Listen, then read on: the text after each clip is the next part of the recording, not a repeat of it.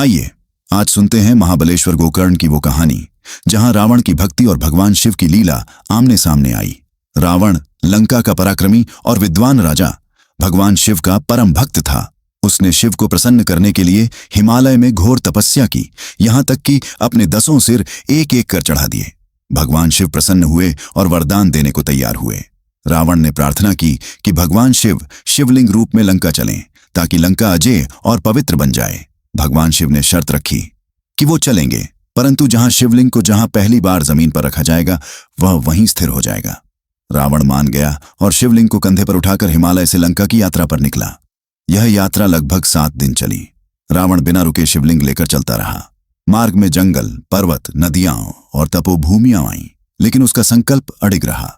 परंतु जब वह गोकर्ण पहुंचा तब उसकी संध्या वंदन का समय हो गया। रावण नियमों को मानने वाला था। उसने देखा कि सामने से एक बालक आ रहा है। वो बालक कोई और नहीं, भगवान गणेश थे। नियमों के अनुसार रावण ने भगवान गणेश को शिवलिंग सौंप दिया और प्रार्थना करी कि वो शिवलिंग को जमीन पर न रखें।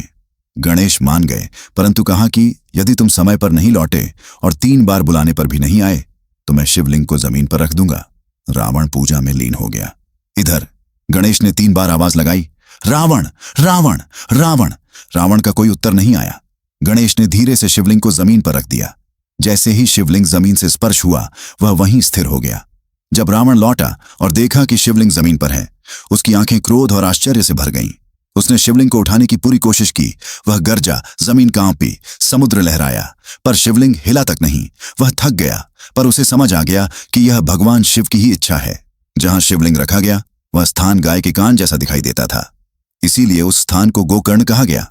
आज वहां महाबलेश्वर मंदिर स्थित है, जो रावण की भक्ति और शिव की लीला का प्रतीक है।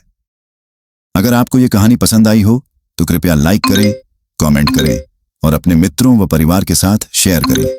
और हां, गुरु मंत्रा को सब्सक्राइब करना न भूलें, ताकि हम ऐसे ही आध्यात्मिक और प्रेरणादायक कथाओं को आपके लिए लाते रहें। जय श्री कृष्णा।